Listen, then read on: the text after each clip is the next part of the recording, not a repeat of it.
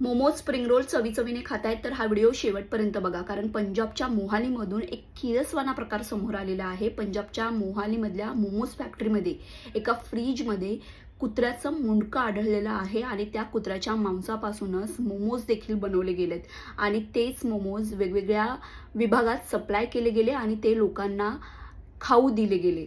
मोमोज फॅक्टरीमध्ये असे सडलेलं मांस, सडलेल्या भाज्या या व्हिडिओमध्ये देखील तुम्हाला पाहायला मिळत आहेत। या मोमोज फॅक्टरीवर धाड टाकली असता हा सगळा प्रकार उघडकीस आलेला आहे।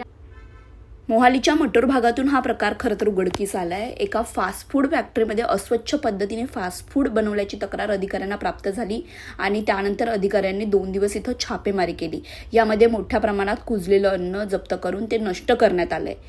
या प्रकरणी पोलिसांनी देखील गांभीर्याने या प्रकरणाची दखल घेतली असून पुढचा तपास सुरू देखील केलाय।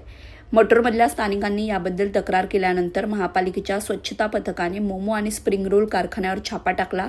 हा कारखाना एका निवासी घरात चालवला जात होता।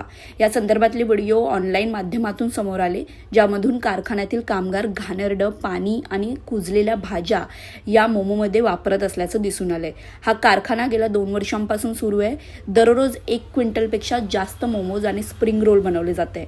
तर हे मोमोज आणि स्प्रिंग रोल चंदीगड, पंचकुला आणि कालका पुरवलं जात होतं। धक्कादायक म्हणजे अधिकाऱ्यांना या व्यतिरिक्त कारखान्यात गोठवलेलं मांस, क्रशर मशीन आणि वापरलेलं स्वयंपाकाचं तेल देखील सापडले।